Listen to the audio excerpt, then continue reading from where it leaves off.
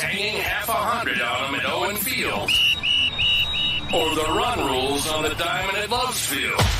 We're giving you the breakdowns, the bets, and the hot takes from the perspective of two former OU Athletics employees.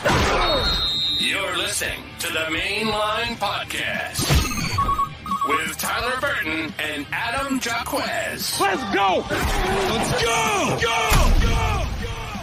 Let's go. It's the Mainline Podcast. He's Tyler Burton. I'm Adam Jacquez. We got a big show tonight. We're going to get into an interview here with Alyssa Brito. We're going to go through some of your bold predictions for the upcoming softball season.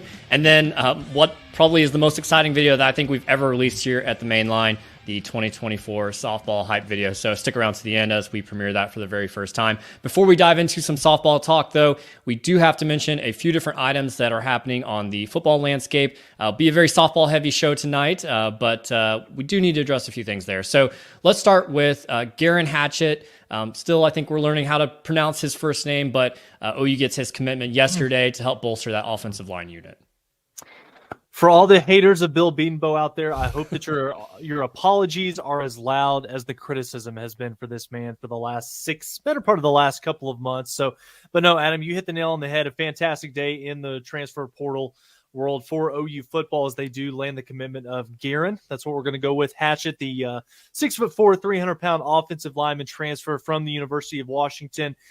Is going to come to Oklahoma. That's definitely going to be a guy that you would think is going to have the opportunity to be a plug-and-play type starter day one at Oklahoma. 2 years of eligibility remaining. He was fantastic this past season with the Huskies. Got a little bit banged up kind of towards the back half of the season, but he played in 12 games this season.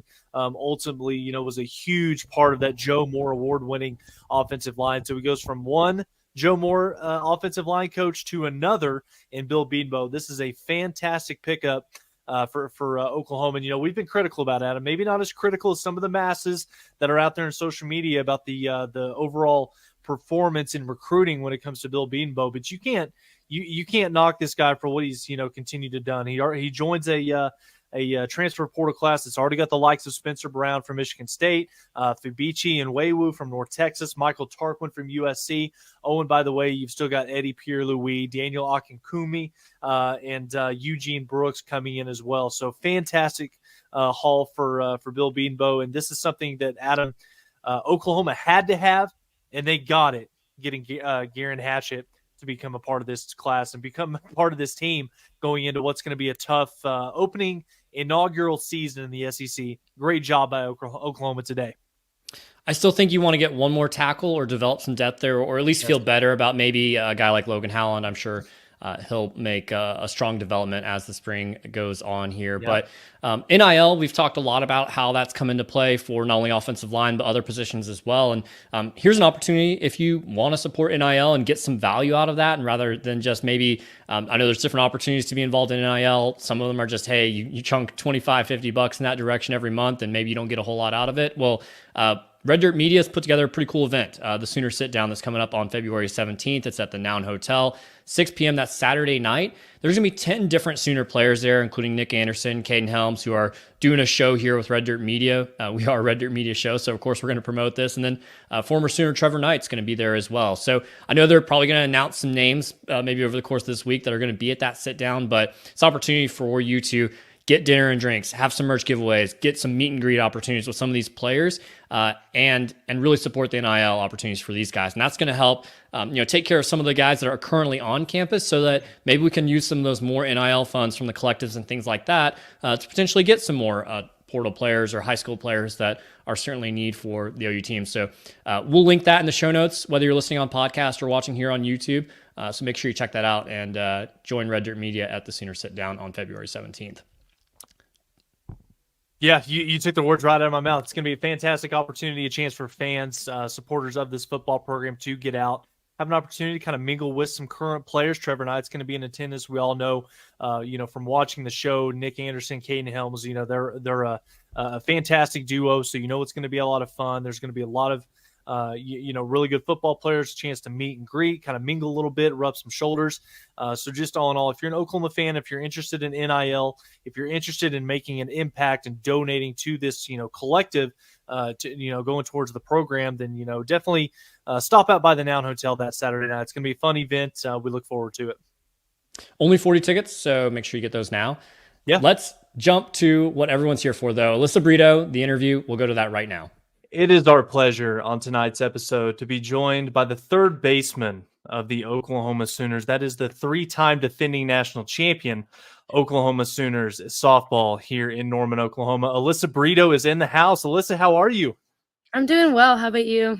I'm doing well. Thank you so much for taking the time to join us. We know that it's a super busy time of the year as the season looks to kick off here in just 15 short days. I can't believe that softball season is here. It kind of feels like, I know on this podcast, we love talking about diamond sports, and football season, once it finishes up, then that's one of the best parts. Is softball and baseball are coming in right behind it. So, Alyssa, let's just kind of dive into it. Last year, you led the team in home runs, doubles, and were near the top in batting average as you helped bring home the program's third straight national championship. But I'm sure you're working even harder over the course of this offseason, over the course of camp, going into the season here in just a couple of weeks. So what areas of your game are you seeking to show the most improvement coming out of the spring?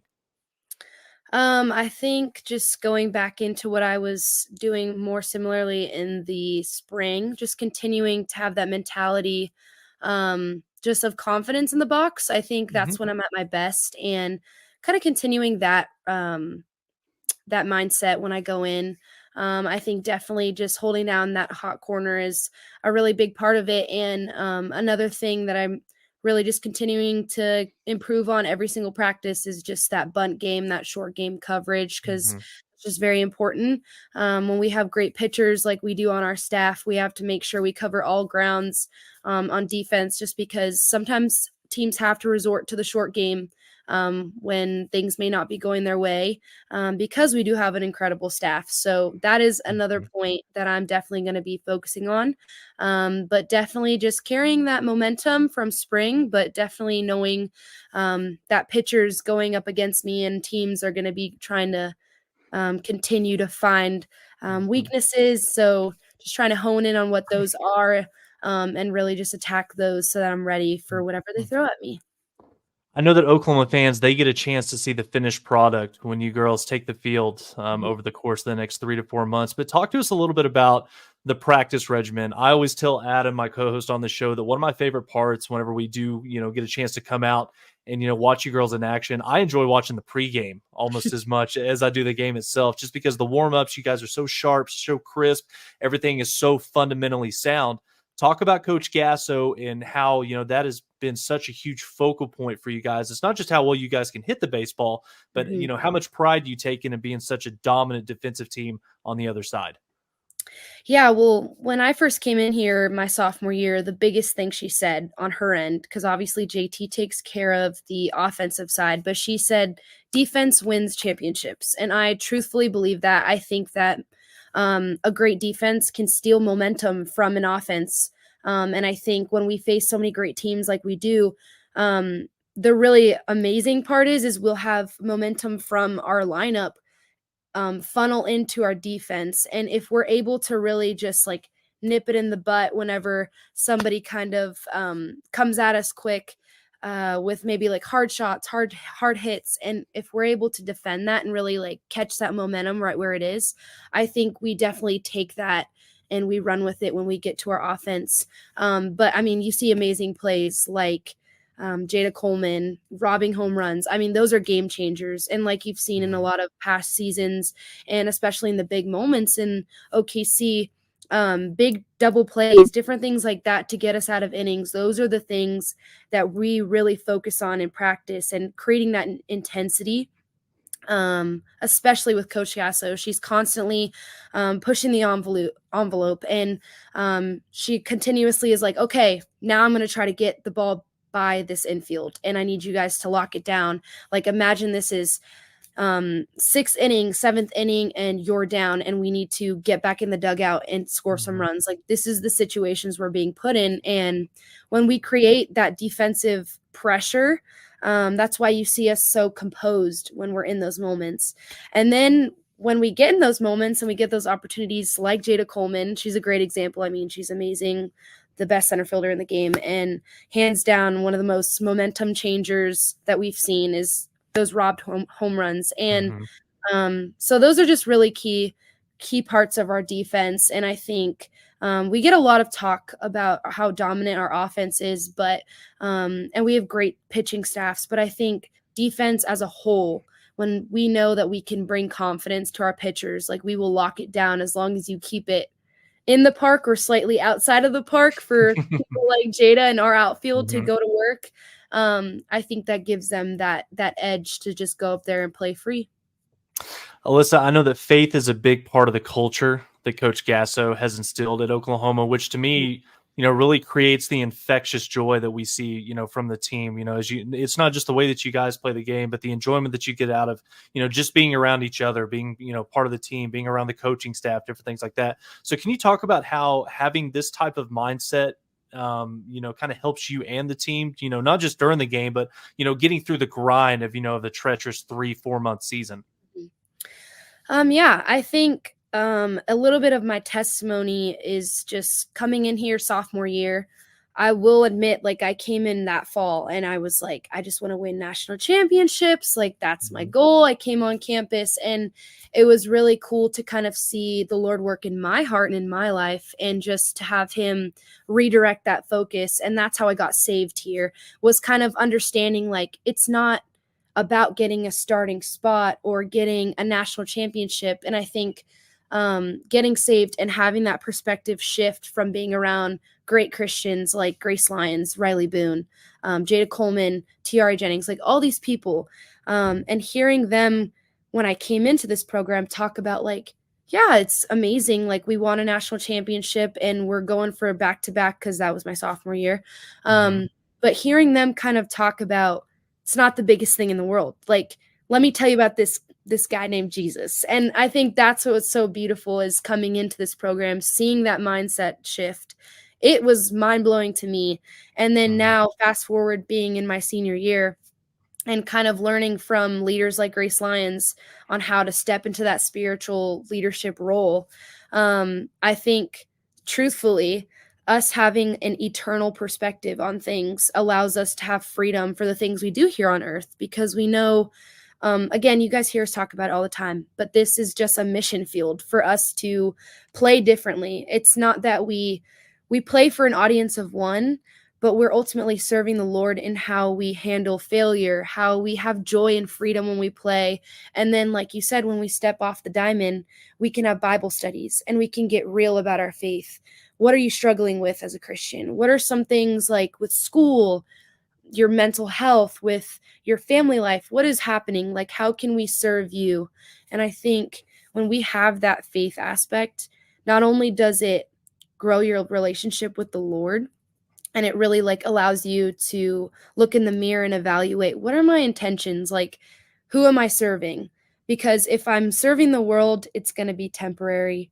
No one's ever satisfied. And I think when I figured out that mentality of it doesn't matter, and I came in and I was like, whoa, like, yeah, I won a national championship. That was such an amazing goal and it's awesome. But the next day I woke up and it was like the next question from the world was, are you guys going to do it again?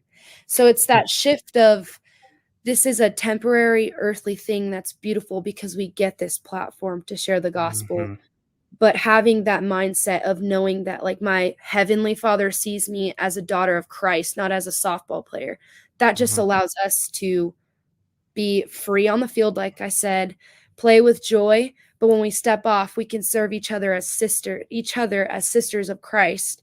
And then we can go on in our communities and serve and step aside and walk differently on campus and throughout our lives. So I think, going back to your question, when we're in the grind, having that foundation of Jesus and knowing what your purpose is, I think that is honestly the driving force for me and for many of the girls that are followers of Christ. Because we know, yes, this is so hard. Living in this space is hard. And we know that more than anyone, but who are we doing it for? And that's to serve the Lord, knowing that he's given us this ability to be in front of millions of people and to tell them, like, this is awesome, but if you would just, like, come to know the goodness of God, it would be abundantly more than any trophy would provide. So yes, that's a lot, but that was kind of the gist of a testimony, but yeah, that's Mhm. the mentality that separates us. Well, as entertaining and as fun as it is, to watch you guys play the game of softball, it's almost just as much gratifying it is to hear the testimony, to hear some of the stories, why you guys play for the things that you do. And you're not just chasing wins, chasing championships, but there's a whole other side to it, and why you guys are able to gain so much gratification from it. I want to touch on Coach Gasco one more time, and then we'll talk about this year's upcoming team. You talked about the mentality, having a championship mindset on and off the diamond. Everybody sees the accolades. Everybody sees the records that keep being broken by, it just seems like time after time again. The next year's team just continues to, take it up one more notch. But what makes Coach Gasso so unique, and what is it about her that brings out the best in you girls, or just you, Alyssa? Not just as a softball player, but as both young women that are preparing to conquer the world past the days of playing softball. Whether it's as a mom, as a boss, CEO, whenever that next chapter of your life does begin. I think a motto that she tells our parents and what she tells us every year is, "I'm gonna give you the opportunity to learn how going from a girl to a woman is the most important part of this."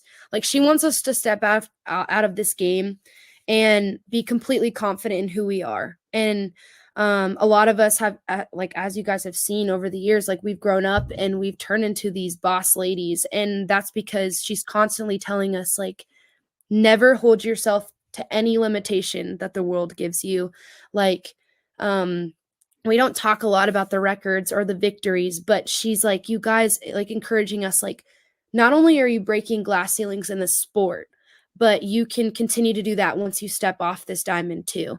And I think that encouragement, and even just coming from her perspective too, and seeing how, like, not only is this about creating women in her program, but she just wants to give us the best opportunities as females in general. I think that's what just sets a really good example for us to hold ourselves to that standard. And just that womanhood talk. I know I'm really confident in where I will step into the world, and what I know now is definitely not the person I stepped into your sophomore year. And we've had so many conversations between me and Coach on, like, the growth factor of it all. And it was just kind of amazing to see how God's worked in my life, but not only that, but just to see the growth over the years. And I think that's one thing that she does really well, is she hones in on, what are your passions? What do you want to do? And shoot for the moon. I think not only in her position as a coach, but as a female, she constantly is, like, towing the line on, like, what more could we do for the sport? And I think that just sets a good example for us as women, whether that's in softball, in pro softball, in ministry, as I don't know, sports agents, whatever we want to do in our lives, because that varies throughout the entire team. But whatever that is, to never, like, allow the world to, like, put a cap on what you can do. So that's encouraging to me. And I know, like, in our senior year, for the big group of girls that we have, she's just been really reminding us to find the joy in this, and to really stay present and locked in on where we are right now, because we're going to carry these moments and these learning experiences and these lessons into where we go next. Yeah, that's absolutely fantastic. Next question for me, Alyssa. This year's team, obviously, you've got a lot of returning starters, a lot of returning production, but you do miss out on having Grace Lyons as a part of the program. And I know that for a lot of Oklahoma fans out there that have followed Oklahoma softball, for the better part, especially of the last 15 to 20 years, you're probably not going to find somebody as more impactful as what Grace was. So who's a young player that you've noticed? Because I know a lot of the attention, whether it's Brito, it's Coleman, Hansen, different things like that. But who's a young player or two that you think that you've noticed in practice leading up to the start of the season that's going to make Sooner Nation excited about the future once you guys get this thing going here in about 2 weeks' time? Honestly, that list could kind of go on with the talent that we've gotten from this freshman class. They're honestly incredible. They came in and they kind of not went under the radar necessarily, but they're just soaking in all the information they can from us. And they just want to know, like they have told us, like, we're just learning from you guys. Like, whether that's just watching what you're doing, we're just seeing what examples you're setting, because we know like what we've established in this program and what they want to carry on. And I think that's amazing, because I mean, whenever you're a graduating class, you want to see that culture that's been working continue, and to see them so bought into wanting to know more on, like, how can we continue that championship mindset culture into the years to come, because we want to be in your positions, leading teams to national championships, going through that process and having that standard of excellence.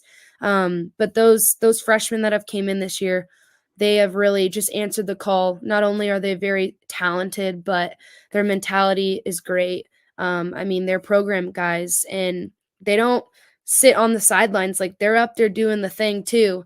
And that's what's awesome, is their talent is going off, but they're also learning a lot, and they're open to suggestion, constantly asking questions.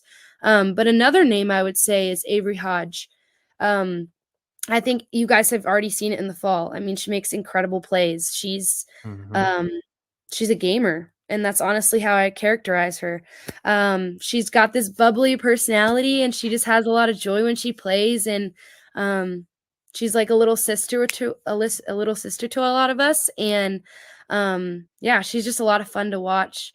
But I also, another one I would say, see, this list could go on for a long time, because we just have like awesome girls, not only awesome players, but awesome people. But Hannah Core is another one that I think Sooner Nation will be really excited to watch. I could see her just definitely having a really good comeback here. She had some injuries that she went through, but she's hungry, and I played with her since travel ball, and I've always known that she's loved the game. So I'm excited to see the impact she makes. And I think she's also a leader with how she leads by example on the field and the hard work that she has in practice. So, well, Alyssa, we'll go rapid fire here in our last segment before we get you out of here. So a couple questions here that may or may not have anything to do with softball. We'll see where it takes us. Question number one, we know that Patty likes to keep things loose, keep things fun. How good of a locker room, how good of a dancer is Patty in the locker room? We've heard the stories. We've seen a few rumblings. Do the moves live up to it? Yeah, I would say I think she holds back a little bit, honestly. We know, like, we've asked her, we're like, Coach, you can get down. And she's like, I got a couple moves here and there. But yeah, she can definitely have some fun with us. I know you guys have caught in a couple of shots during the World Series with her busting out a move in OKC. But yeah, we're a crazy group. So I think she knows, like, to be lighthearted with us, because that's kind of how we are. And yeah, she definitely has some dance moves. I think she's holding back a little bit, but we'll try to break those out of her this year. You got to cut it loose every now and again, Coach. So we'll see if she kind of comes out of her shell as the season gets underway. On the flip side, Alyssa, who's the best singer on the team? Locker room, music's going. Maybe you're on the bus headed to the game. Who's got the headphones in? Who's the best singer on the team, or who thinks they're the best singer on the team? I can't count the amount of times that we've had like karaoke sessions at like midnight driving home. But yeah, I would say, surprisingly, we just figured this out recently, but Peyton Monticelli, she has a voice, and she was like in a acapella group from what we heard, which was like mind-boggling. But some of the girls went out to dinner, and there was like a karaoke night happening, and she started singing, and they were like, dude, she can sing. So we're on the road going to a photo shoot for our intro shoot, and she is just busting it out, and she can sing, and like impressive, like Adele songs type sing. So she's one that's really fun to kind of learn more about. But that was definitely one that I was shocked by, but she has a great voice. You know, Alyssa, softball as a sport continues to grow. It never ceases to amaze me. You know, once the College World Series comes on and, you know, the viewership numbers come out on ESPN, the amount of eyeballs that are on the sport of college softball, it kind of feels like the game just continues to grow. And I think that Oklahoma, you girls, you know, Coach Gasso, the Oklahoma program as a whole, I think, you know, kind of has a, you know, huge responsible for that. But, you know, most notably with the new stadium coming this upcoming March, what do you want to see next for the continued rise of softball? I know that's kind of a loaded question, but with how far you've seen the game come, what's kind of that next level, or what's one more thing that you hope to see the game, kind of take it to that next level? I would say the game's going in a great direction. I'm really excited to see how many more glass ceilings we go through. And we're a pretty fairly new sport, which is kind of weird to think about, but we are, and it's encouraging to see just all the greats and how we progressed. I think something that would be really cool is to possibly play in a football stadium. I know I've seen that a lot throughout Twitter threads and stuff like that, but I think in the future that would be one really cool thing to see, because I just know this game is special. I think a lot of fans are noticing how college softball is awesome and really fun to watch. So I wouldn't be surprised to see this sport get that done, and I think it'd be really cool, kind of as I guess an alumni of Oklahoma softball and down the road, and then just coming back as a past player to kind of see that come to fruition. But that would be something that would be really cool. I know for followers of the show, people that have listened to the podcast and people that follow us on Twitter, we've kind of put out the graphic of, the softball stadium fitting inside the football stadium. You'd have to get creative with it, but make no mistake about it, I think that Oklahoma fans especially, you could figure out a way to get 30, 40, maybe even 50,000 people to stadium. What a spectacle that would be. Last one to listen, then we'll let you go. One of our favorite traditions I know on this podcast, and I think for most, Oklahoma fans in general, is every June at Hall of Fame Stadium is seeing all of the former Sooners in attendance, cheering you guys on, the greats, Laura Chamberlain, Jocelyn becoming part of it as well. Down the line in future years, when those ESPN cameras show you in that cheering section, what do you want Oklahoma fans to remember the most about you?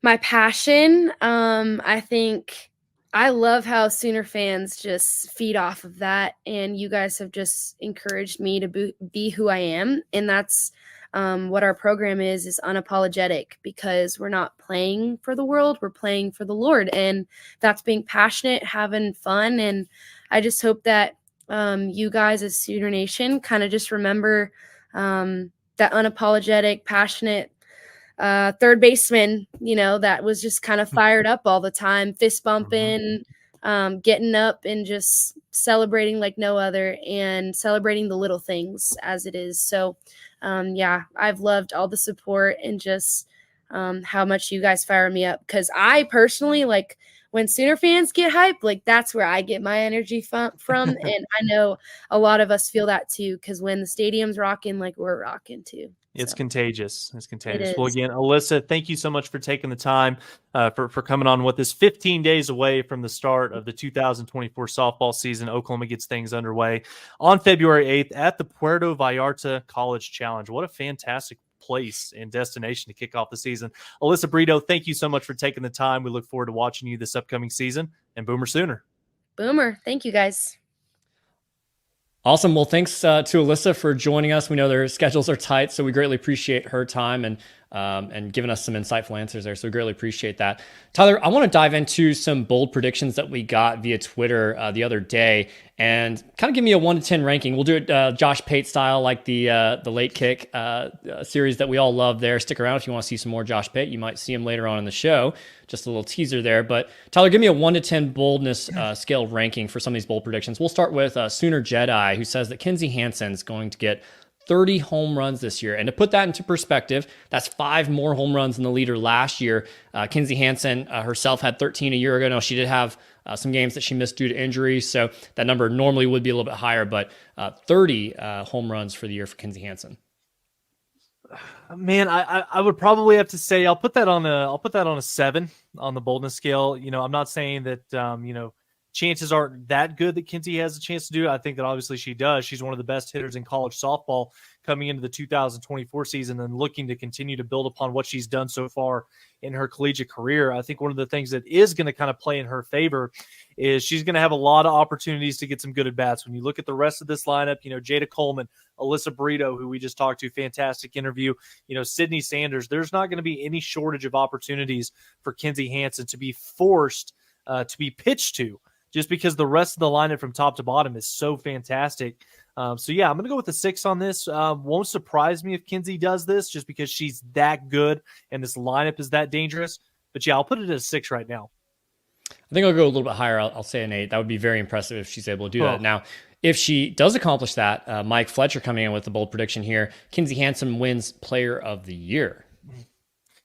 I don't think that's bold of a take whatsoever. I think that is a very realistic possibility. Obviously, Kinsey Hansen, you look at what she's done each of the last couple of seasons. She's just continued to grind, get better and better, both as a catcher, but also in the batter's box as well. And my favorite part about Kinsey, and this is not something that you see from too many players, playing these diamond sports, is it almost kind of feels like Kinsey's best moments are when the lights are the absolute brightest. We've seen her, we've seen the moments in postseason play. We all know about the walk-off home run last year, going up against Clemson, ultimately sending Oklahoma to the Women's College World Series.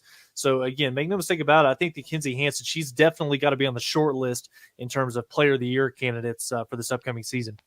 I'm going to put it at 3. Okay, I'll go a little bit higher on 5 there, but I think it's very within her reach. The challenge, I think, will be that nobody's going to run on her or try to steal second. So I wouldn't either. It'll all be hitting, in my opinion, as far as like the highlights and what people are going to be able to grasp onto there from a Player of the Year perspective. John Shabram says, Oklahoma will be a better, or I guess they will be better than last year's team. Of course, you lose Jordy Ball, you lose Grace Lyons, but the vast majority of the team comes back.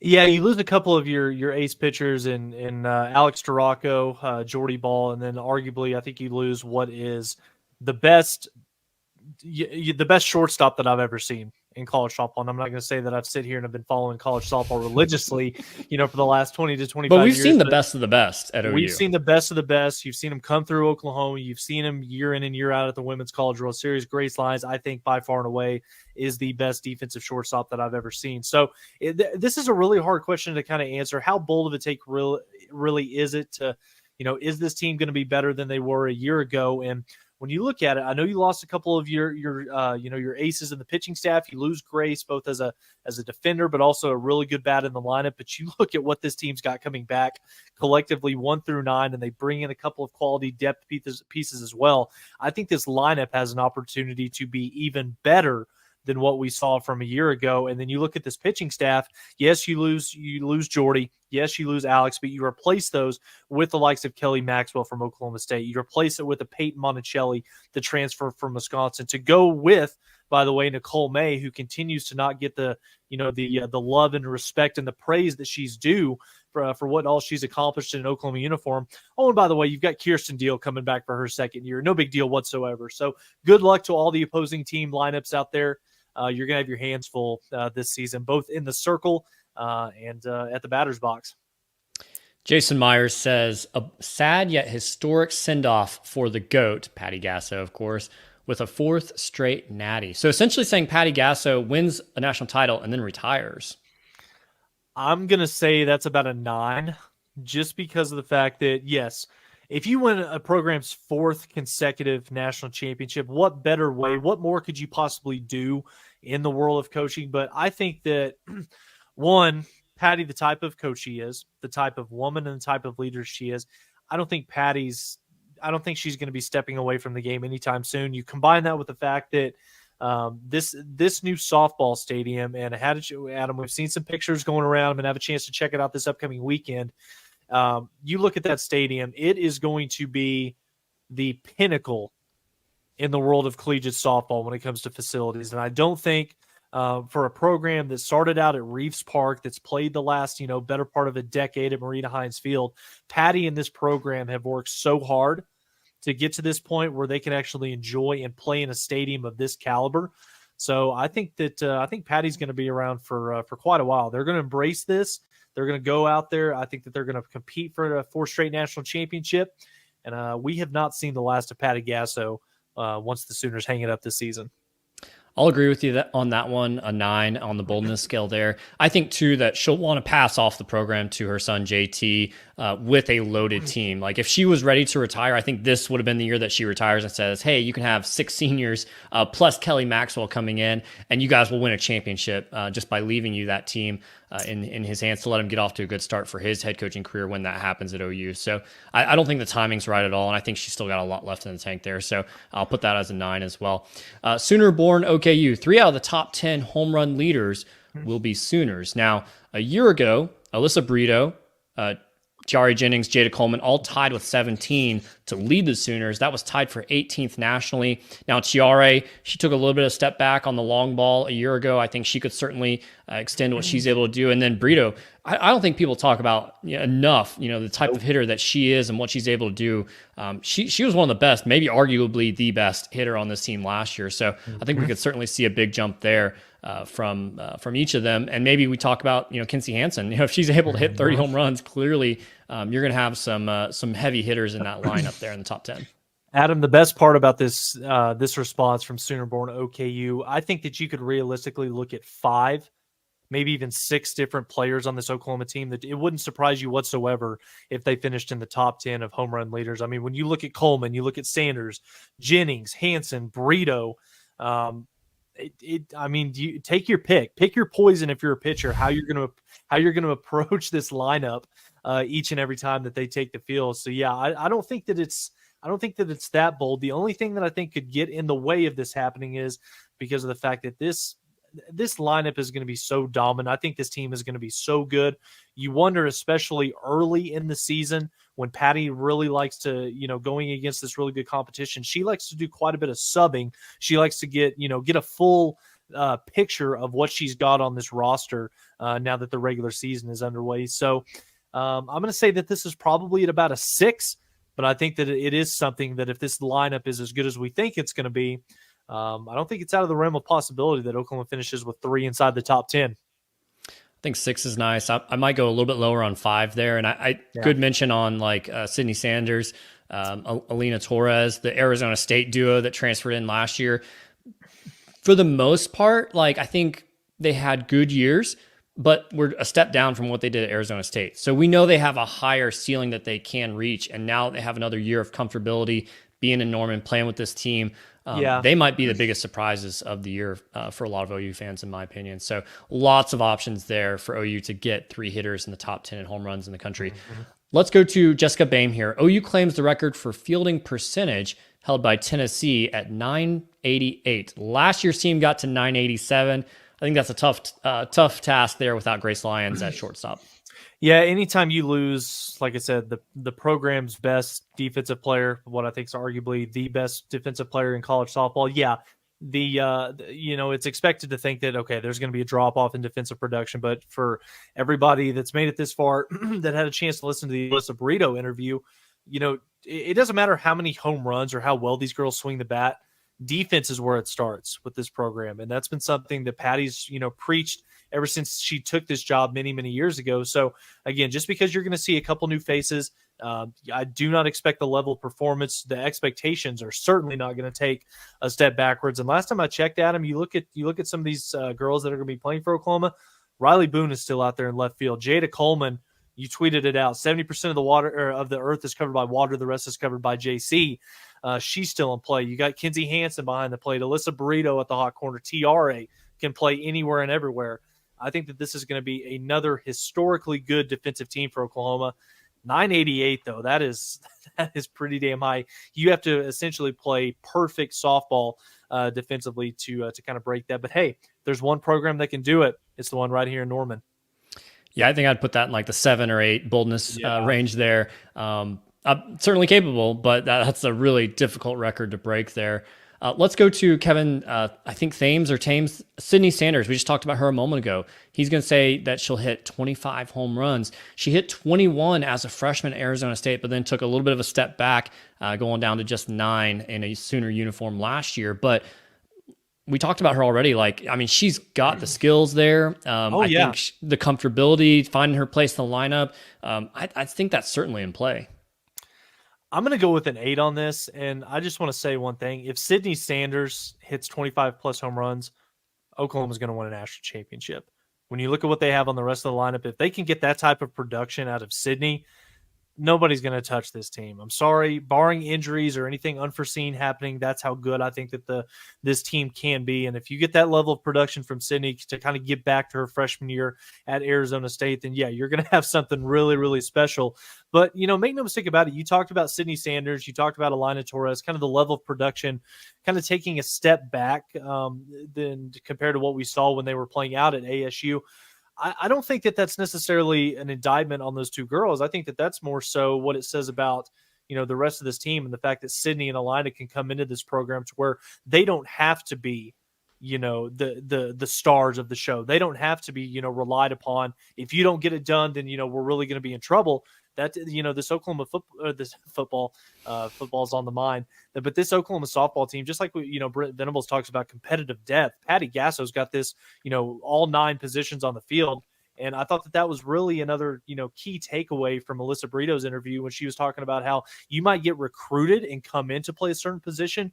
But by the time you finish here, Patty's going to have you to where you can play 7 or 8 of these positions out in the field. You're going to do whatever is necessary to do what's best for this team. And make no mistake about it, this is going to be another one for Oklahoma. But I would give it an 8 in terms of Sydney Sanders as far as hitting 25 home runs. That's a lot, dude. I'll go slightly lower. I'll go 7 on that one for me. Let's go to Mr. Sooner here. It says Kirsten Deal hits another gear this year and deals a no-hitter. 1. Yeah, I mean, I don't think people are talking about her enough. No, they always say, Adam, that the biggest jump that a person makes in their collegiate career is from their freshman to the sophomore year. And I think that Oklahoma fans and the college softball world as a whole are in for a huge surprise this upcoming season with what we're going to see from Kirsten Deal. We know that pitching staff is loaded, and all the attention is going to be on Nicole May. All the attention is going to be on Kelly Maxwell coming over from Stillwater. Appreciate that, Kenny. But make no mistake about that, Kirsten Deal, I think, is in store for a breakout type season. It's just another feather in the cap for Oklahoma collectively as a pitching staff. And I say it again, Adam, how are you going to attack this team? Nobody's been able to figure it out the last 3 years. We'll see how they do this time. Yeah, I'll agree with you there on a 1 there. Let's get to our bold predictions. Tyler, go ahead and lead us off. Yeah, the more that I think about this, I really don't know if it's that bold. I guess you could say a little bit. I'll get your thoughts on it. But my bold prediction for the Oklahoma softball season this year, Oklahoma's pitching staff will throw more perfect games than the Sooners will have losses. I mean, just based on the schedule and how it's lightened up a little bit. It's a very favorable schedule. I think that's still a very hard thing to do. I'll give it a 7. I don't think it's impossible, but I think it's appropriate. It's bold. It's not, something that is supposed to happen by any means, or even likely. But I think it's possible. So yep. I think that's a good one. I'm going to go on the offensive side of the ball here. I kind of went in a few different areas of like, where could it go? And you just look across the stats and go, okay, well, they led in scoring last year. They led in ERA last year. They led in fielding percentage last year. Like, how do you be bold on top of that? And so they did lead in total home runs per game last year with 1.89. I'm going to go a jump up there. I'm going to go that, hey, OU's going to average 2 home runs a game. So that's a pretty sizable jump when you take into account the number of home runs that would need to be added. But I look at Sydney Sanders especially, and Elena Torres and Tiare, who we know that she's capable of hitting a lot more than 17 home runs. And Kinsey Hansen, like assuming that she has full health, plays in the majority of games this year, unlike last year. Okay, like this hitting lineup is going to get stronger. So 2 home runs a game, like let's do it. And you didn't even mention Jada Coleman or Alyssa Brito. Didn't even mention Jada Coleman. Yeah, it's just an embarrassment of riches. No, I think that's a really good play, Adam. And you would expect that Oklahoma is going to get a little bit of a head start on this, especially early in the season before they get into conference play. We see it time and time again every single season. There's going to be a series. There's going to be one weekend where Oklahoma hits like 19 home runs over the course of 3 games. So that will happen again this season. So that's going to definitely help Oklahoma. But make no mistake about it, I don't think that the bold predictions that we've got on this show, I don't think that that's too far out of the realm of possibility. So I can't wait to see it play out. We're going to keep the softball conversation going. They get started here in just a little over a week. Baseball's coming up before you know it. And, funny enough, we get more interaction from on Twitter from our baseball tweets than we do for our basketball tweets. I don't know if OU fans just have this hate relationship with basketball, but it's just how it works out, I guess. So we're going to keep the conversation going. We're going to continue to talk about football, recruiting, spring practice as that gets going here in like a little more than a month, really. So we'll keep that conversation going, but we did want to make sure we highlighted softball here before we get too far into the season. And so we greatly appreciate Alyssa's time today and everyone else for jumping in and supporting us on softball. Anything, Tyler, you want to add before we release the hype video? Yeah, just a couple of things here. Obviously football is king at the University of Oklahoma, but when it comes to Oklahoma softball, I know that when I came to school at the University of Oklahoma, and even after graduating, Adam, and we were working in the athletic department, the fan base for Oklahoma softball, I would rival it with any other sport that we have on campus. The fan base for OU softball, the passion, the tradition, the commitment. I mean, you go out there, there's a Tuesday night game, against Southeastern Oklahoma, and they're out there tailgating 2 or 3 hours. So again, for everybody out there, this is not normal what you're getting to see from Patty Gasso in this Oklahoma softball program. So enjoy it, soak it up, hop on board, become part of the ride. And it's going to be a lot of fun to watch what this team does. The same with what Skip Johnson's doing over on the baseball field. So we're going to ramp up the baseball content a little bit more as the season gets underway. There's a lot of new faces. There's a lot of uncertainties about what this squad is going to look like, how well they're going to perform. But make no mistake about it, Skip's going to get them going in the right direction. And I always give Adam a lot of shit offline here. But this softball hype video, Adam, he's about one of the modest, most modest person or people that you will ever meet. And this level of content that Adam put together here over the past few weeks is absolutely outstanding. You got the Josh Pate reference, the flashy highlights. I dare any of you to watch this softball hype video that's about to come out and not get chills and be ready to run through a brick wall out there at Loves Field when they get this thing kicked off here in just a couple more weeks. So, Adam, well done. I'm excited to get this thing going. For those listening on the podcast, this will be the end of the podcast. You'll want to make sure you're following us on Twitter at the Mainline Pod so you can see that video when it releases in the coming days here. For those on YouTube, we will close out the show by going to the hype video right now. Thanks everyone for watching.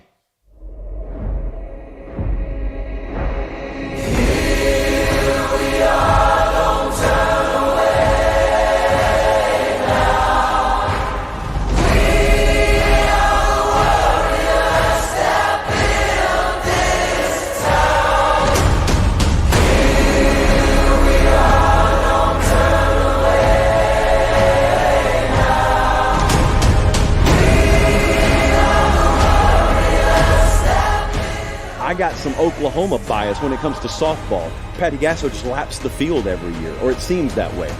They're going to play UCLA or Alabama or someone like that. I'll give her benefit of the doubt. Why? Because she's proven. Lift it deep to left field. No way! No way!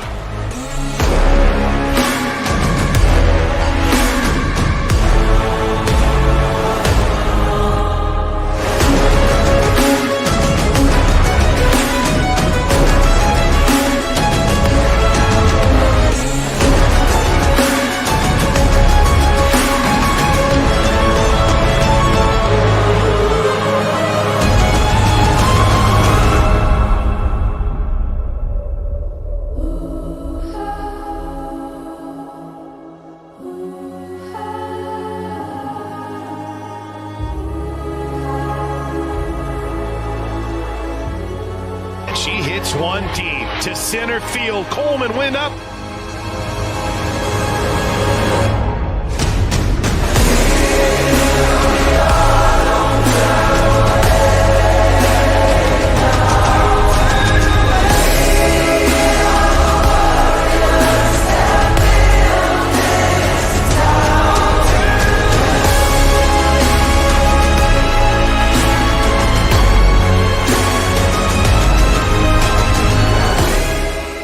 Switching sides in Bedlam, former Cowgirl ace left-hander Kelly Maxwell is headed west, joining defending national champions.